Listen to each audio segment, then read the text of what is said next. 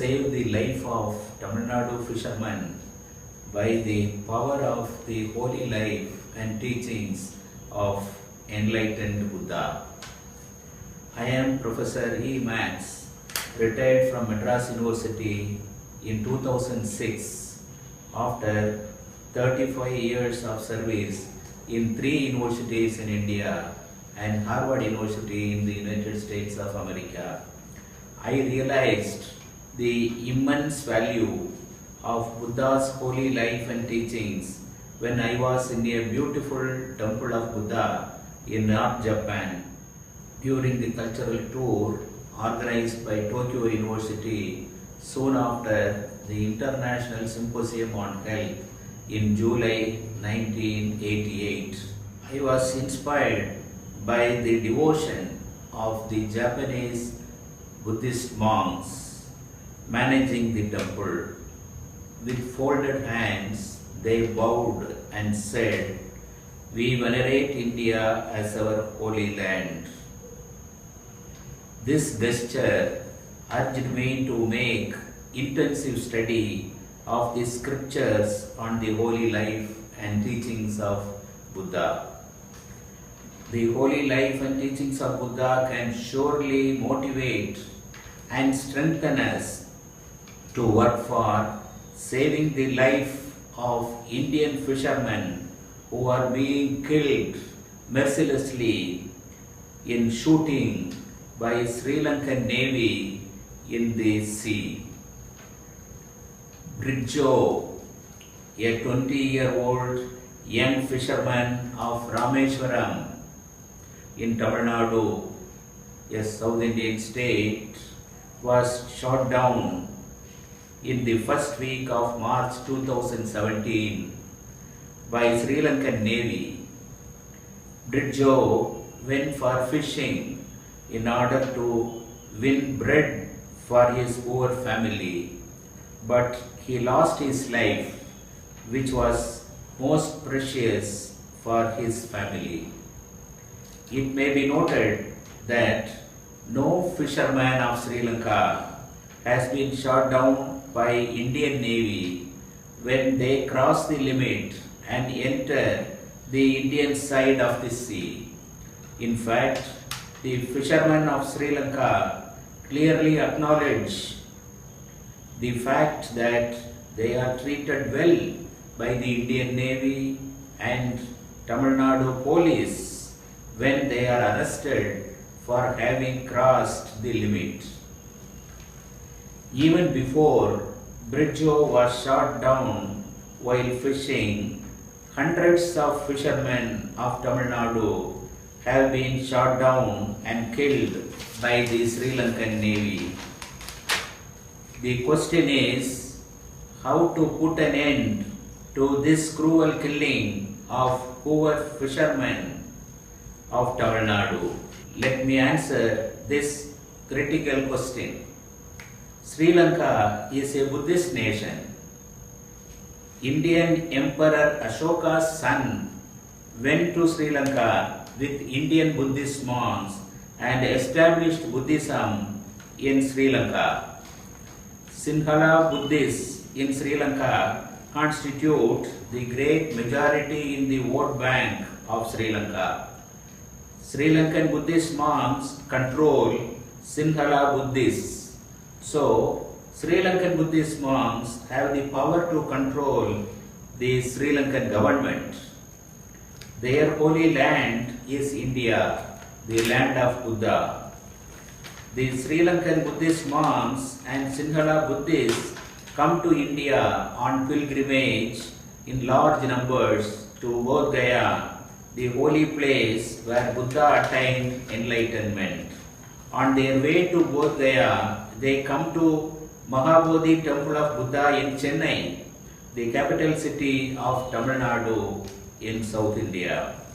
So, we can meet the Sri Lankan Buddhist monks in Chennai itself and persuade them to save the life of Tamil Nadu fishermen who are being mercilessly shot down and killed by the Sri Lankan Navy.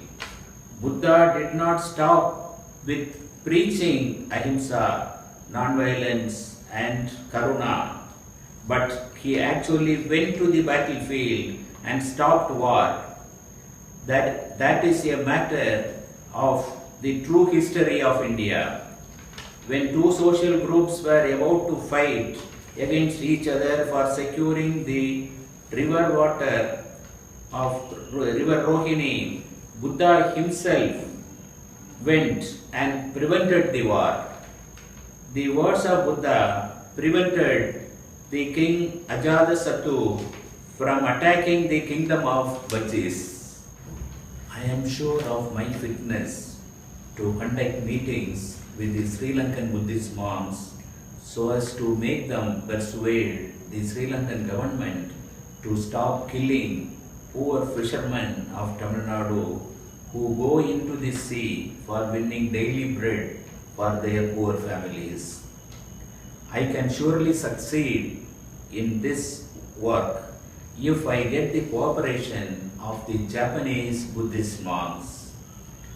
My fitness for this work is evident from the letter I received in 1998 from the then Sri Lankan Minister for Buddha Sasana, Sri Lakshman Jayapodi, who participated in the 134th birth anniversary celebration of Anagarika Dharmapala, who was the founder of the Mahabodhi Society.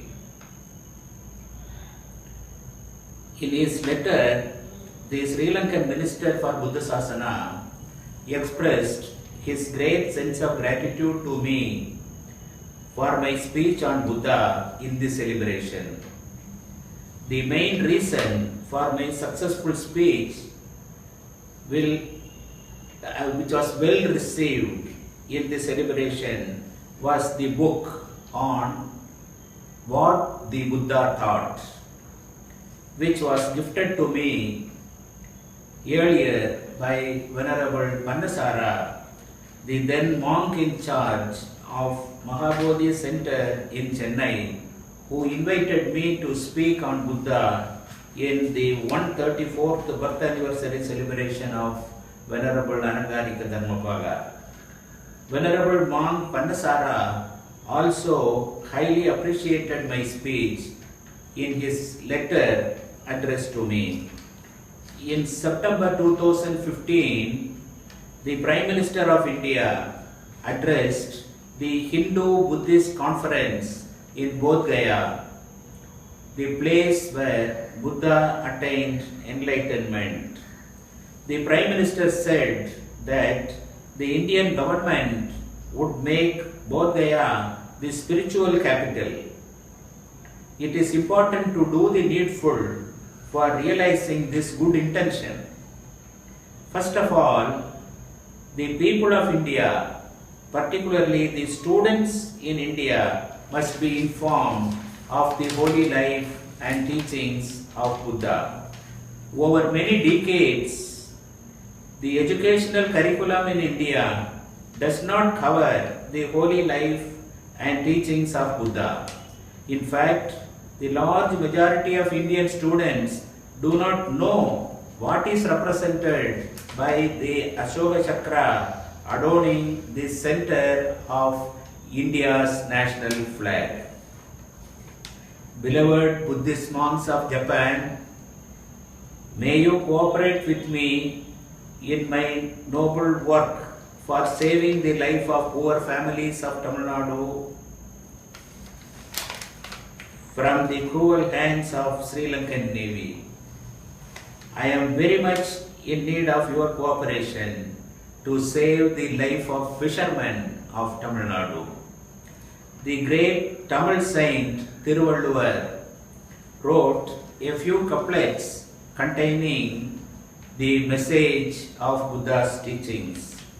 Thiruvalluvar wrote the couplet, Arivinan Aguvadu Undo Piridin Noi Tannoi Bol Pota Kadai.